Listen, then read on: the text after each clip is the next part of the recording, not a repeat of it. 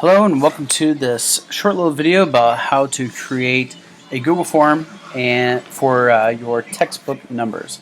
So you'll go into your drive and then you can choose whatever folder you want it to be in. I'm going to go to new and it may not show up. We're going to go to Google Forms. So we're going to create a new Google form here. Forms are great just because you can, they're great for surveys, which taking textbook numbers would be wonderful for. So first off, I'm going to retitle this as textbook numbers. Hit OK, and notice how it changed the title down here as well. You can change your settings here where you can get their usernames. You really don't need a progress bar. You can do a login. I'm not going to require a login. Sure. And then one response per person. So we could do that so that way they have a login. I doubt you'll have multiple responses. We may just have to double check it. So I will click on that. And the kids can just use their login IDs. If you don't want to worry about that, and just click this off. So you really only need 3 questions. And the first one I'm going to do is first name. And there's a help text. And I'm just going to put, please capitalize the first letter. Nothing drives me more nuts than people putting in answers to a survey and not capitalizing their letter. The first letter of a name. It happens a lot. We're not going to make a multiple choice. We want to actually let them just put text for their names. We're going to text. We are going to make a required question and hit done. And then we're going to add another item. So when you add an item, we're just going to add a text item. You have a whole bunch of different options, but we're just going to do text. And we're going to call this a last name. And once again, I'm going to say, please capitalize the first letter. Once again, drives me nuts if they don't. So we'll make that a required question. And then finally, we'll just do another text box where the students can choose their textbook number. So we make it a text, you make it a required question, hit done, and what you can do is you can personalize your message. And so I'm just going to say thank you for helping with your textbook number. I don't want to really use any of these others because I really don't care about edit. Well, I guess they could edit the response, but I really don't want to give them that option. If we need to change their number, then I'll just do that as I go in. So, or I can just go in and change that. So I am going to change the theme. I'm going to give them a fun little theme. There's all kinds of themes along here. So let's pick the carnival one, or the fair one. And if I want to view the live form, you can click on this button.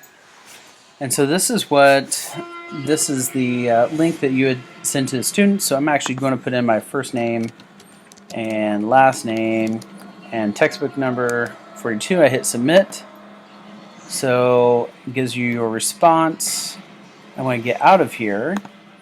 And what I'm going to do is I'm actually going to view my responses. So you notice how up here it tells me I have 1 response. If you view your responses, this is where it's real nice and important. You see my first name, my last name, when I tagged it, and textbook number. Now if I was smart, I probably would add a question that would say class, and so you can actually go back in here and you can edit your questions. And if you want to add another question where maybe you choose, I would make this easier, make it a multiple choice, and you can either choose class period, you can choose whatever class, and then you just give them the options. So say you give them period 1, period 2, you have prep period 3rd hour, so we're going to go period 4, period 5, period 6, period 7, and then I'm going to require that question. I'm going to click done. Now I don't want that at the end. I want that actually maybe before the text number, so I can do that. Hit save. Now if I go to my form responses, now notice how it added the class period at the end. So these are going to be your responses, and the nice thing about them being in a spreadsheet is then you can go in and you can actually change these. So I'm going to say math 6, and you can actually format and get all your data in the order that you like by just clicking on the class period or the numbers, and you can sort them however you like. So I would probably sort them according to my class and just choose that. For more questions on that, I'll be happy to help you. But the biggest thing you want to do from here is just share the form. So when you share the form, you click on Send Form.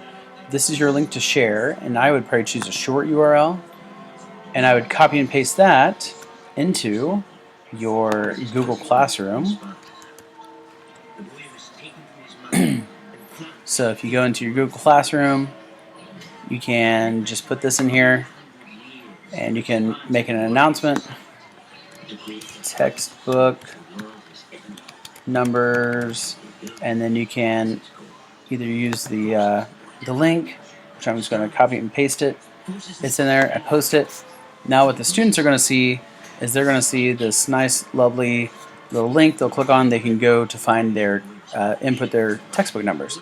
So you've done all the work, all the hard work, but you haven't had to put all the numbers in. So once you direct your students to your Google Classroom, or you could send this through a message in Skyward, the kids can input their textbook number, and you have all the lovely data in your sheets. So I hope that helped you out with how to create a form and where to find your data and how to share it. And that is it.